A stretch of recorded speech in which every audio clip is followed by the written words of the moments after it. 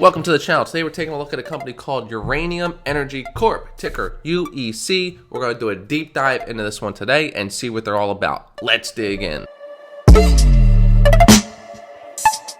Okay, so we're digging into this company, Uranium Energy. We're going to see exactly what they do, what's going on in the pipeline, and how it's looking technically. So let's dig right in. Uranium Energy is a US-based uranium mining and exploration company. As a leading pure-play American uranium company, UEC is advancing the next generation of low-cost and environmentally friendly ISR mining uranium projects. Now, if you're curious about uranium and how it works, what's its uses, uranium is a heavy metal that, after being enriched, powers nuclear reactors that produce clean, cheap energy.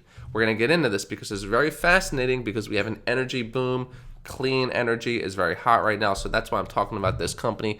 But enriched uranium is also used in nuclear weapons, which explains why uranium trading is very restricted. Investors can trade uranium by investing in mining stocks, exchange-traded funds, and uranium futures. Now, before we get into the details, more into the company, I want to show this quick clip of the CEO talking about uranium a little bit. The largest source of power generation, the largest source of emission-free power generation is nuclear in the United States. It's the second largest source of power generation in total. Over 50% of U.S. electricity that's emission-free is coming from nuclear power. It's also the first time that we're seeing bipartisan support for nuclear power, and the latest developments coming out of the White House and announcements with their climate-related plans and policy all embraces nuclear power. The U.S. has the largest nuclear fleet in the world with over 90 reactors that are operating. Actually makes the U.S. the largest consumer of uranium in the world. But we don't have any uranium mining in the U.S., so the supply chain is really badly positioned. The supply chain vulnerability is great.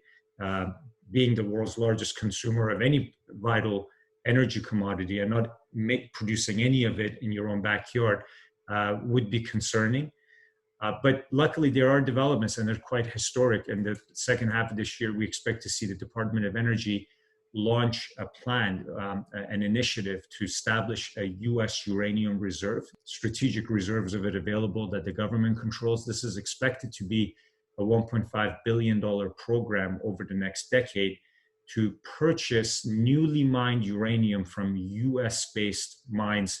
And again, we don't have any U.S.-based mines operating right now.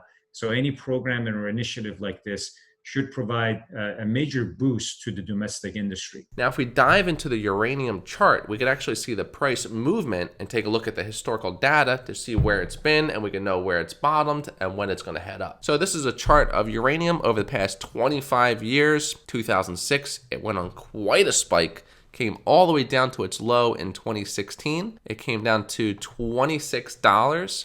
Over here, it's bottomed on the $20 line right here. So that's what I look for to see if it hits at a certain line of support multiple times. Then I know the uptrend is going to begin, and that's what's happening now. It's up to $32 now, still consistently heading up. So that's a green flag that uranium is going to continue to grow as of right now as to how it's looking on the chart. So here are the recent updates from the company. This is a slide from Uranium Energy. U.S. uranium mining and nuclear energy receives historic support in Washington, D.C. Bipartisan support for nuclear energy, first time in 48 years. Democratic Party platform supports nuclear energy. World's largest nuclear reactor fleet over reliance on imports prompts national security concerns, no U.S. production. Nuclear Fuel Working Group develops strategy to restore America's nuclear fuel supply chain and global market position. Strategic uranium reserve budget is $1.5 billion over 10 years for domestic uranium and conversion, $75 million in appropriations for fiscal 2021. Here's a look at their portfolio. You can see how well diversified they are. They are in the Texas hub. They are in Reno Creek. They're in Canada, Paraguay, U.S. Hard Rock Pipeline. So these are all production-ready facilities. You can see by the chart here, they're all over the map. So this company has many projects, production ready, permits in place. So we could just quickly browse through here, but you could view this entire slide if you want to look more into the details right on their company website. I'll link that in the description. They have the Burke Hollow ISR project. All the details are here. Here's the Reno Creek project timeline. Everything is up to date on here, well structured and laid out. Anderson project, which is in Arizona. They have the Slick Rock project, which is in Colorado. Here's the details on the Paraguay project. What I want to read over is the investment summary. It gives you a quick overview of exactly what's going on. So they are fully permitted and state-of-the-art infrastructure advantage with Hobson processing plant, pipeline of fully licensed low-cost ISR projects, potentially production profile of 4 million pounds per year in Texas and Wyoming. U.S. projects can provide supply under the NFWG strategy, including 1.5 billion uranium reserve program, 75 million, we've talked about that line, advancing production readiness at Reno Creek and Burke Hollow ISR projects.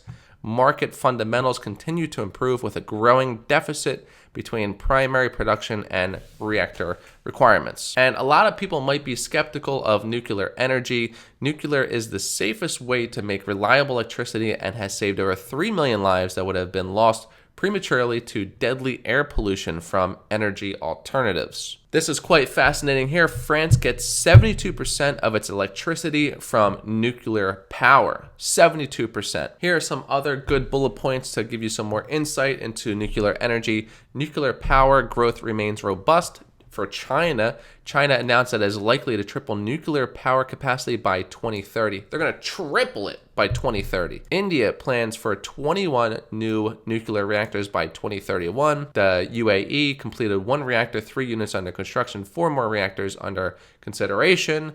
UK is also upgrading. Russia is getting involved. US is completing 2 new AP1000 reactors in Georgia and has maintained a 20% market share for 30 years with power uprates and efficiencies equal to 32 new reactors as electricity demand grew over 36% from 1989 to 2019. So I think we're starting to see the trend here that uranium is obviously very important for nuclear energy. A lot of these countries are adopting it. So right now I want to take a look at the charts, take a look at that, see how it's looking technically since we understand uranium and the need for it. But before I get into that, I want to show you this. And right now we could see here, there are donut cells. 1 underperform rating, the rest are buy and strong buys. So many green flags there. We also have a recommendation rating here of 1.7, which is between strong buy and buy. I like seeing that analysts really like this company because they are looking at this as like a long-term investment, and they could see a lot of growth here because long-term that demand is really going to start to spike. So looking at UEC, Uranium Energy Corp, we could take a look here. We could see it's currently trading at $2.63. It was down 10% on Friday. That's a hefty discount. Volume was double. 14 million in volume, average volume is 7 million, and this isn't a small company. Market cap $613 million. Now looking at this technically, I can see that we are starting to curl over. We are starting a downtrend after this run up. We did run up nicely in this channel here, and now we're starting to downtrend. So the company is downtrending as of right now in this channel.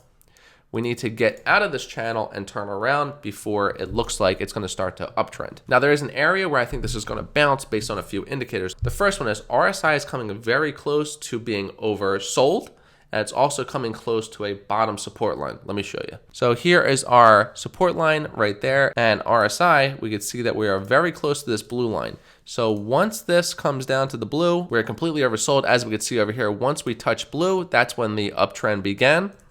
So we are going to touch blue very soon, probably when this comes down to the support line, and then we might start to do that uptrend. So that is it for this one. I'll be watching this one closely. I'll put it on the watch list. I want to see when this uptrend starts to begin. So this is a sponsored video. Always do your own due diligence. This is not financial advice. Click the link in the description to learn more about this company if it's a company that you're interested in. So that's it. Thank you for watching. Hit the subscribe button if you're new to the channel. Don't forget by hitting that button. It's getting you a little bit closer to retiring young.